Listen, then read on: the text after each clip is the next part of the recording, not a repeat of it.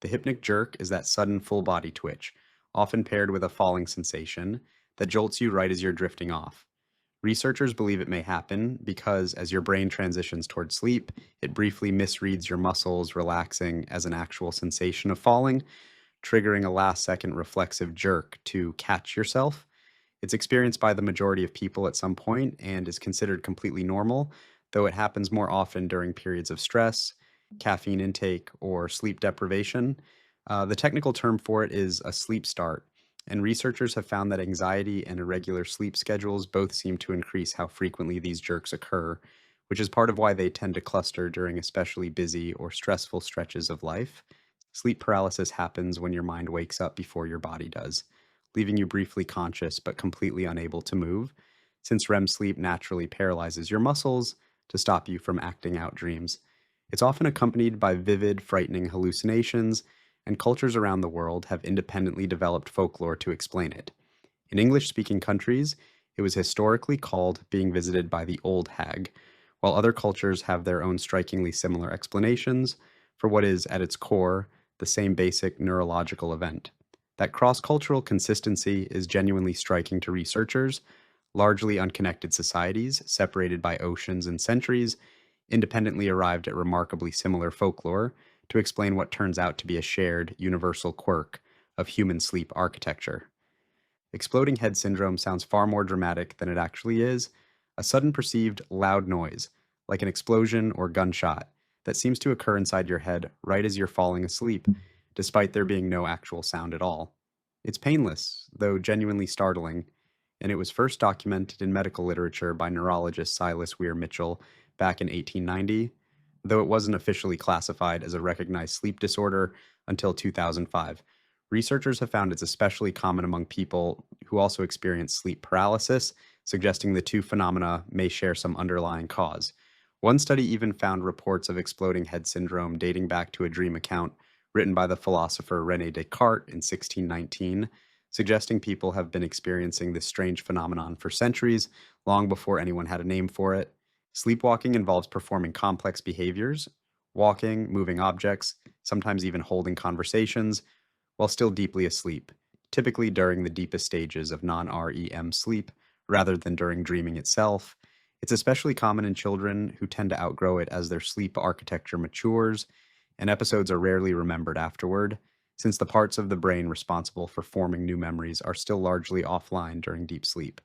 Waking a sleepwalker isn't actually dangerous, contrary to old folklore, though it often leaves them confused and disoriented for a short period afterward, which is part of why gently guiding them back to bed is generally considered the better approach. Sleep talking can range from a single mumbled word to a surprisingly clear, complete sentence, and like sleepwalking, it can occur during multiple different sleep stages, not just during dreaming. Most people who talk in their sleep have no memory of it whatsoever, and it's generally considered harmless, occurring at some point in the majority of people's lives. Night terrors are dramatically different from ordinary nightmares. They involve intense fear, screaming, and a racing heart rate. But critically, the person is not actually fully awake and typically has no memory of the episode the next morning. They emerge from deep non REM sleep, unlike nightmares, which happen during REM sleep, which is exactly why someone experiencing a night terror can be extremely difficult to wake or comfort in the moment, even though they appear to be reacting to something. They're most common in young children, and unlike a nightmare, a child in the middle of a night terror often can't be soothed by a parent's voice or presence in the usual way, since they're not actually in a normal waking state yet. Lucid dreaming is the experience of becoming aware that you're dreaming while the dream is still happening, sometimes allowing a degree of conscious control over what happens next. Researchers have confirmed it as a genuine, measurable brain state using EEG recordings and even prearranged eye movement signals from sleep lab participants, and some people train themselves to induce it more frequently through specific journaling and awareness techniques practiced during waking hours. One of the clever methods researchers use to verify lucid dreaming scientifically involves asking participants before falling asleep to move their eyes in a specific prearranged pattern the moment they realize they're dreaming. Since eye muscles remain active during REM sleep, even though the rest of the body is paralyzed, this gives scientists a real time signal from inside an active dream. Restless leg syndrome creates an uncomfortable, often hard to describe urge to move the legs, typically worsening in the evening and interfering significantly with falling asleep. Its exact cause remains only partially understood, though it's been linked to how the brain uses dopamine and to iron levels in the brain specifically, distinct from iron levels in the bloodstream, which is part of why standard blood tests don't always catch a related deficiency. Narcolepsy involves sudden, overwhelming daytime sleepiness, and in many cases, a related symptom called cataplexy, a sudden loss of muscle tone triggered by strong emotions like laughter or surprise, which can range from slightly weakened knees to a complete physical collapse. The underlying cause was only discovered in 1998 when researchers identified a brain chemical called orexin, also known as hypocretin, and by 2000, follow up research had confirmed that most human narcolepsy results from the loss of the specific brain cells that produce it. That discovery transformed narcolepsy from a poorly understood, sometimes dismissed condition into one with a clear, biologically grounded explanation in barely 2 years, a genuinely fast turnaround for neuroscience research of that scale. REM sleep behavior disorder is essentially the reverse problem of sleep paralysis. Instead of the body staying properly paralyzed during REM sleep, it doesn't, allowing people to physically act out their dreams, sometimes with enough force to injure themselves or a sleeping partner. Researchers have found a striking and clinically significant connection here.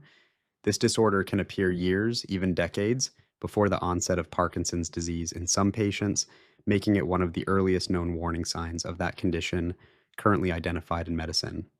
That discovery has genuinely reshaped how some neurologists think about early intervention, since a sleep symptom that seems relatively minor on its own can, in a meaningful number of cases, be an early signal of a much larger neurological process already quietly underway.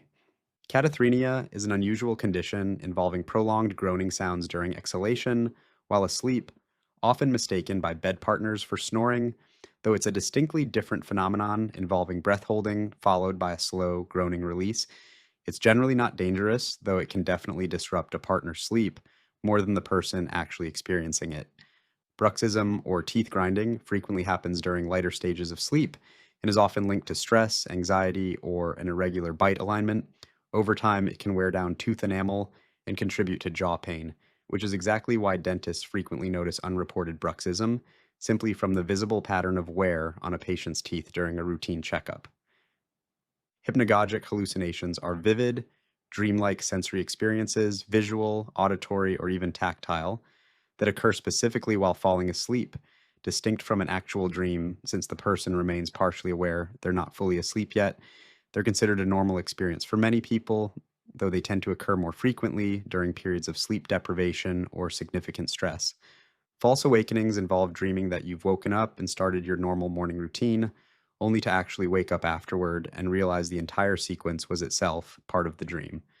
Some people experience several nested false awakenings in a row within the same night, a genuinely disorienting layered experience that blurs the line between dreaming and reality more than almost any other sleep phenomenon on this list. Déjà rêvé is a less commonly discussed cousin of déjà vu, the specific sensation that a moment you're currently experiencing has actually appeared in a dream you had before.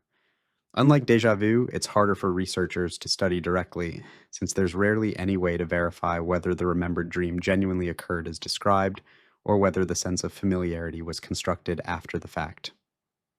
Sleep drunkenness, more formally called confusional arousal, is an extended state of grogginess, confusion, and slowed thinking that can last for several minutes after waking, particularly when someone is abruptly woken from deep sleep. It's especially common in people who are sleep deprived or waking from an irregular sleep schedule, and in rare, more severe cases, it can even involve brief disorientation about where the person actually is. Microsleep is a brief, involuntary lapse into sleep lasting just a few seconds, often happening without the person even realizing it occurred, especially during monotonous tasks like driving. It's a significant contributor to drowsy driving accidents specifically because it can happen with the eyes still partially open, giving no obvious external warning sign to anyone nearby that it's happening at all. It tends to strike hardest during long stretches of monotonous, low stimulation activity, which is exactly why highway driving late at night is considered one of the highest risk scenarios for it to occur. Delayed sleep phase syndrome is a genuine circadian rhythm disorder, not simply a preference for staying up late, in which a person's internal body clock is significantly shifted later than a conventional schedule, making it genuinely difficult to fall asleep or wake up at socially typical times, no matter how hard they try. It's particularly common among teenagers and young adults, tied to natural shifts in circadian timing that occur during that specific stage of development. And finally, the Tetris effect, not a sleep disorder exactly, but a genuinely fascinating hypnagogic phenomenon first studied scientifically in the 1990s when researchers found that people who played the video game Tetris for extended periods began seeing falling geometric shapes in their mind's eye while falling asleep afterward. It turns out intensely repetitive visual or physical activities during the day, from video games to rock climbing, can genuinely shape the imagery your brain produces during that drowsy transition into sleep.